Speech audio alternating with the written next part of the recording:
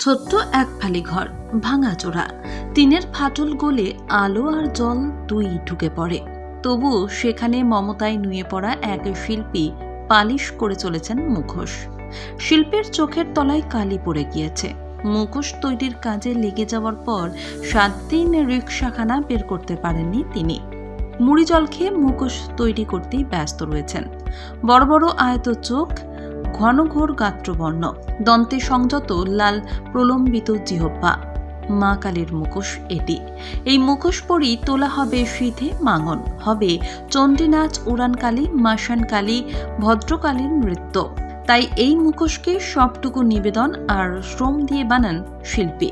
মুখোশ মূর্তি করার চেয়ে কম কিছু নয়। কিন্তু জানেন কি, রাজবংশীদের মধ্যে চণ্ডী নাচ বা কালী নাচ অন্যতম অঙ্গ হলেও রাজবংশী সমাজে কালী ঠাকুরানী চিরায়ত মা কালী বা আদ্যাশক্তির থেকে একটু আলাদা। রাজবংশী বিশ্বাসে মা কালী ঠাকুরানী এক সর্বোত্তম স্ত্রী দেবী, যিনি সর্বমঙ্গলকারিণী, এক লৌকিক ও পৌরাণিক দেবী। তিনি মাসান দেবতার মা অথবা স্ত্রী। গেরাম ঠাকুরের মতোই ক্ষেত্ররক্ষক। তুফানগঞ্জের পালিকা গ্রামে মা কালী পূজিতা হন মনস্কামনা কালী রূপে। কথিত, কোনো এক সময় পালিকা গ্রামের এক বৃদ্ধা ভক্তি ভরে একটি বট গাছের নিচে মাসান ঠাকুর ও বুড়ো ঠাকুরের পুজো করতেন। গ্রামের মানুষদের কাছে এই বৃদ্ধা এই দুই লৌকিক দেবতার মাহাত্ম্য বর্ণনা করতেন এবং সেই বর্ণনা করতে গিয়ে কালী ঠাকুরানীর স্বপ্নাদেশের কথা বলে গিয়েছিলেন।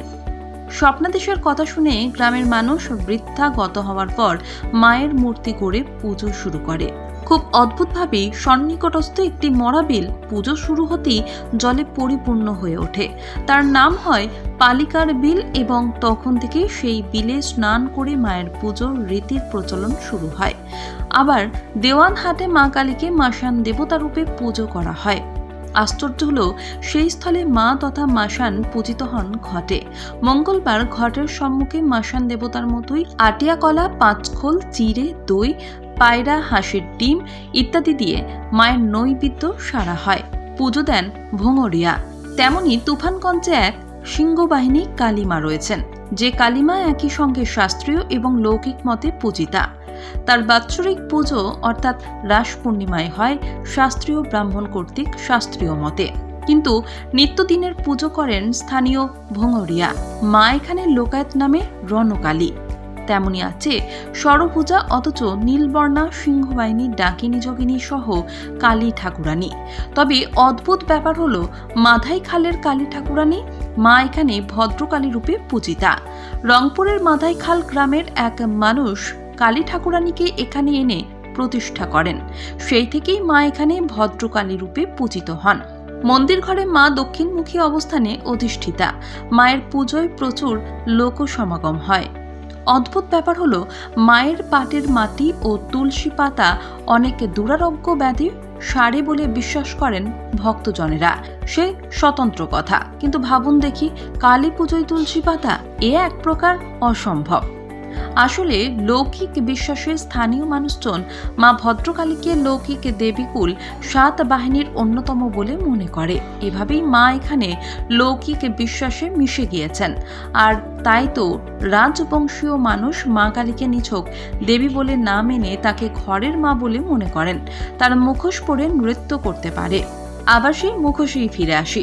কালী মুখোশ মূলত ছাতিম, আম, পাকুড়, নিম গাছের গুড়ি দিয়ে তৈরি করা হয়। গুড়ি কুদে মুখোশ তৈরি হয়। মালসার কালী সিঁদুর চুন দিয়ে হয় রং, পালিশ হয় তেঁতুলের বীজ গুঁড়ো করে। শিল্পী মুখোশ গড়ার সময় সম্পূর্ণ নিরামিষ আহার গ্রহণ করে। তারপর শনি, মঙ্গলবার কিংবা কালী পুজো সংলগ্ন সেই মুখোশ পরে। হাতে টিনের খড়গ নিয়ে নাচ দেখিয়ে ঘুরে বেড়ান শিল্পী। ছড়িয়ে যায় মা কালী ঠাকুরানীর কথা, আর তার সঙ্গে ছড়িয়ে পড়ে অন্যান্য লৌকিক দেবদেবী, বুড়া বুড়ি, মাসান, জটা পাখির লৌকিক, পৌরাণিক, চলিত মাহাত্ম্যের কথা।